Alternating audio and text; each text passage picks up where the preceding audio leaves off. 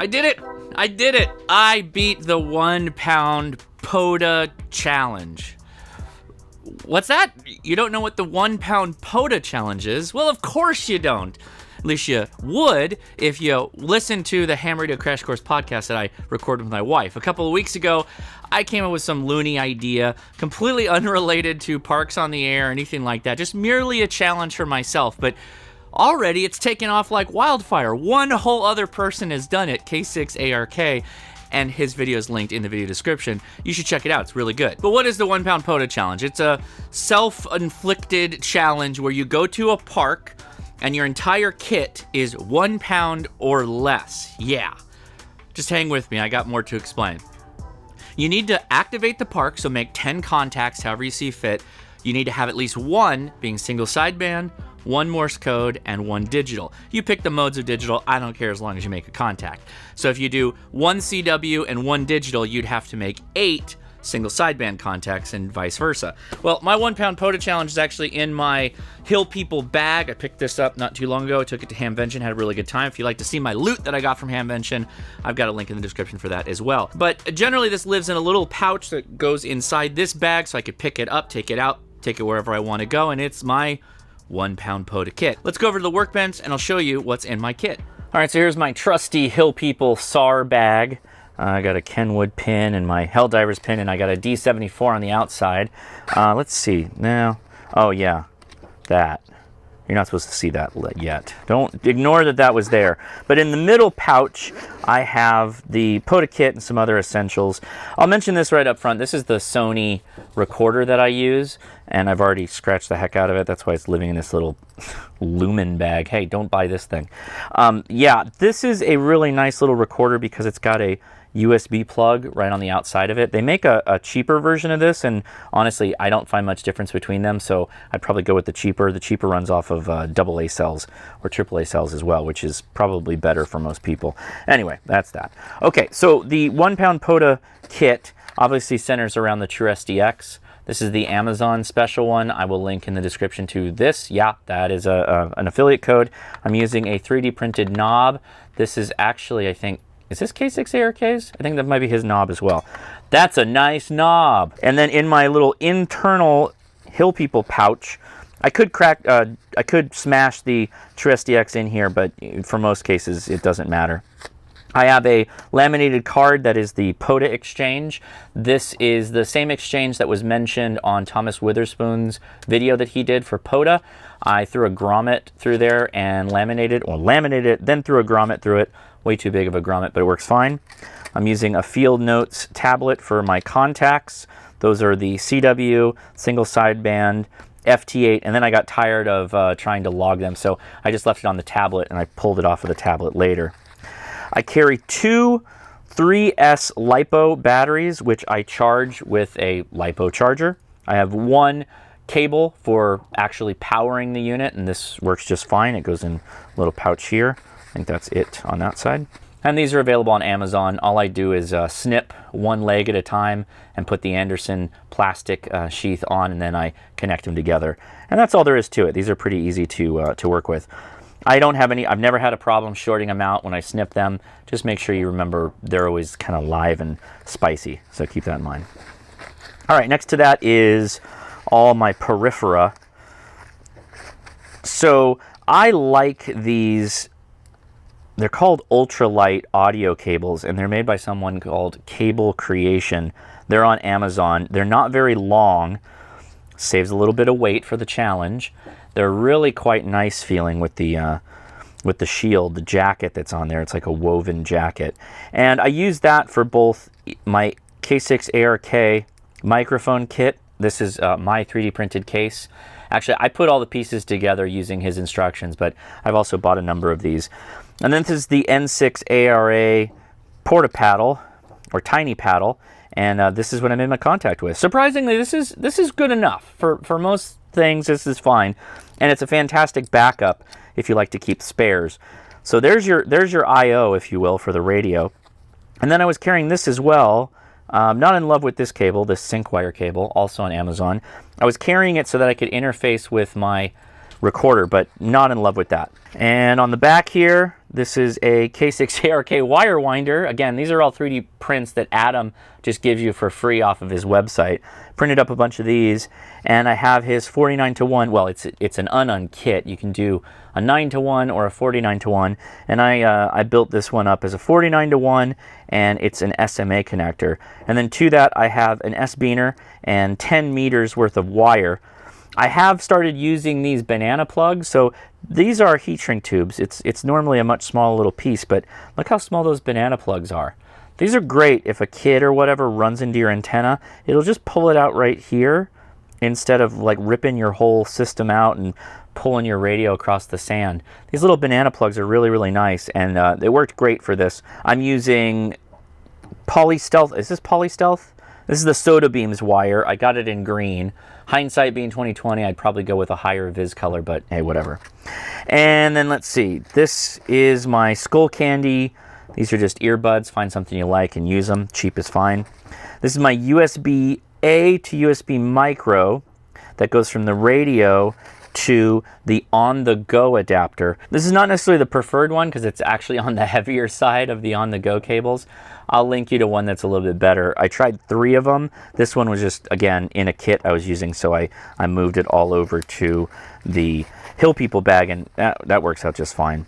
The antenna kind of just slaps on the top here, and you should be good to go. This kit, this little bag, is not small, but the way it's built, it's not really wide enough to get the... Oh, there's one more thing. It's not really wide enough to get the TrueSDX in.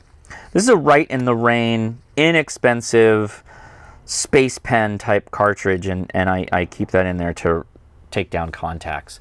These are really cheap. I think I bought like 10 of these, and I just shove them in every bag that I have so that I have a pen. Always have a pen. I don't know why. I always end up needing a pen for some reason, but there it is, and so that just shoves in there. Throw my log in, throw my radio in, and you're good to go. Probably would be better in a different kit, but if this is what you're using, then by golly, I'll shove radios into it, and that's exactly what I did here. Now, normally this would be the part of the video where I show you, my actual activation, but the TrueSDX is actually not a fantastic radio to record. And I tried using my little Sony inline recorder with, one jack in, one jack out kind of thing.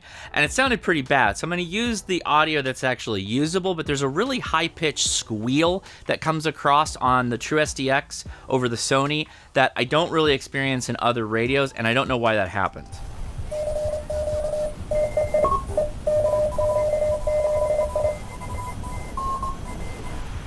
So I set out for Bolsa Chica Beach, California, which is a soda activation spot, US 3411. It started out overcast. If you've ever been to California, basically every day is overcast until you get to about 11 or 12 noon, beachside, and then the sun just burns that stuff off and it's scorching hot, or you're getting pounced by the sun. I used the POTA...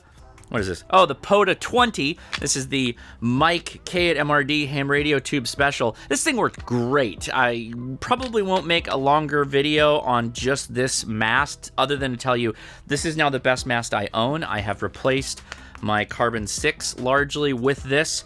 It is beefier, it's stouter, and it weighs almost the same, which I don't fully understand how they made that work. But great job, Mike. There will be links in the video description. Yes, this is an affiliate link, but it's not for my affiliate code. It's for Mike's. It's the only way to get a discount on this, and I support my friend, so go check him out.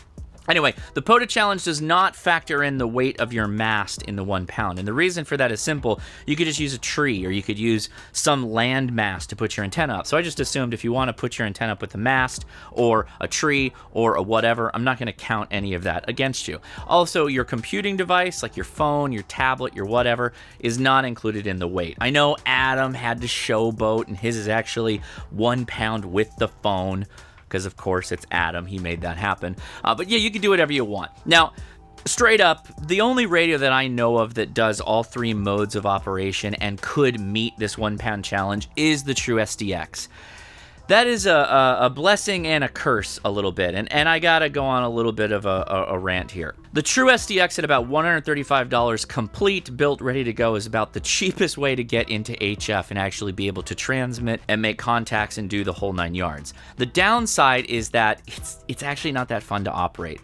The noise level in some cases is almost non-existent, and you sometimes think that the radio isn't even working. CW side tone can be a little rough, particularly for my beginner ears. It makes it a little bit difficult to kind of make a contact with. And it does take a little bit of calibration out of the box, really, for just receiver drift. And by drift, it doesn't drift, but you have to tune that receiver using something like a more stable radio, like my Icon behind me. I got it! I got it! I got it. Oh, I got it. Oh, I didn't do park to park. I apologize. I'm not very good, but I got it. Oh, man, that feels good. I had it. I got it. I got it. Sorry you couldn't hear that. It was really hard copy. I'm going to switch back to single sideband. I have a feeling it's CW that's causing the audio problem. Let's try going back to single sideband so we can find something there. CQ Parks on the air, CQ Parks on the air. Kilo India 6 November Alpha Zulu. CQ Parks on the air. Kilo India 6 November Alpha Zulu. James? You named it James? Nice. This is not working for single sideband, so I'm going to try FT8 and try to get the remaining 8 contacts I need. Wish me luck. Here we go. POTA food. Don't leave it in the box. Look at this beast, though. Pastrami's not bad. No, pastrami's good. In staying with my super lightweight setup, I packed my Neo Moonlight Elite chair. No, that doesn't factor in, as well as my Neo table. This is not affiliated by Neo at all. I just actually really like that chair for backpacking, and I was testing out that table to see if it was actually usable and worth the cost. It's kind of expensive for a little camp table. Anyway, setup was a breeze with the mast. I used the K6 ARK SMA connection kit. That gave me 20 and 10 because I have it cut for 20 meters. It's a very lightweight antenna. For my contacts, I got to give a shout out to AC7PB for being an incredibly gracious CW operator. They were also doing a POTA, so it was a bit of a park to park. I did end up making a contact with them, being my only CW contact, and they slowed down a little bit and worked with me a couple of times on getting my call sign out to them. I also made a voice contact to NI6 Bravo Bravo. That was a special event station, the Battleship Iowa. Hey, I'll take it too. So I found Fleet Week. I got a 5.7, but they told me that my audio is completely trash. Wonder what that's about. And then I used my Android tablet to complete the rest of the contacts on FT8. And that worked out really well. Oddly enough, the True SDX with the Android app using a single USB cable, using an on-the-go connector for USB-C from my tablet into my radio, which is USB micro, worked out really well. That, I had to reset it once or twice, but I was able to make the remaining contacts using the Android app, which I'll link in the description because I can't remember. I think it's like CNFT8 or something along those lines. That worked out flawlessly, and I tested all this stuff before I went out in the field. So the long and the short of all of this is the True SDX is kind of it's a mixed bag. You can't beat it for the price, but I honestly, I don't always enjoy the contacts I make when I have it out in the field. And that kind of makes me think, you know, that going back to that old adage of life is too short for QRP, I think that's only true if you don't enjoy what you're out in the field doing. And I feel like if I had my 705 or my KX2 or another radio, I probably would have enjoyed the activations more, even though I might not have likely even dipped into the world of digital. With those radios, even though it's easy to do digital, I probably would have just done single sideband, maybe a couple of CW, and just called it a day. But I wanted to challenge myself, and it was extra challenging, I will say that. If you are going to use the True SDX for doing digital modes, I highly select that you bring down the TX drive to about 3. I was coming up over 5 watts in some cases transmitting on the True SDX, which will not only like deplete my 3S lipos pretty quickly, but I was also worried that if I had it any higher than that, it would possibly damage the radio. So I wouldn't go any higher than 3. I would actually consider recommending to you, if you want to make sure the radio lasts, keep it at about 2 and you should be good to go. All right, there it is. I'm completed. I'm done. I'm gonna make a couple more contacts just to close things out. give me a couple of little buffers just for the fun of it. So yeah, I did it. And again, this is not acknowledged by Parks on the Air, the organization. They don't even know what I'm talking about, or anyone would be talking about if you mentioned the 1 pound POTA challenge. This is just something I wanted to do because if you've been following my channel for a really long time, you know that I always want to have the most amount of features in any of my radios and have them be as small and portable as possible. That doesn't mean, you know, to grab an old favorite, my 857, right?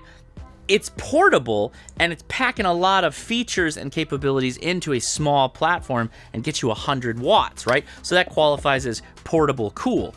But it's not necessarily the type of QRP that I like to always take with me and have in the field when I'm doing Parks on the Air sometimes. QRP is a lot of fun like that. If you'd like to consider taking the POTA challenge, just go ahead and do it. There's no sign up. There's nothing like it. Just go ahead and do it for yourself. If you're worried about not meeting the 1 pound, that's fine, because if you like a radio that allows you to do all the modes, if you will, but you're, 5 pounds, 4 pounds, 3 pounds, I don't know. Nobody's going to come get you. I'm the referee of this game and I don't care. So just try to decrease the weight of your POTA kit and then get out there and see if you can work multiple modes of operation. I think you'll have a lot of fun. It can be challenging, particularly if you're using the TrueSDX, but I think you'll still have a good time. I'm Josh, KI6NAZ. Thanks so much for watching, and I'll talk to you later. 73.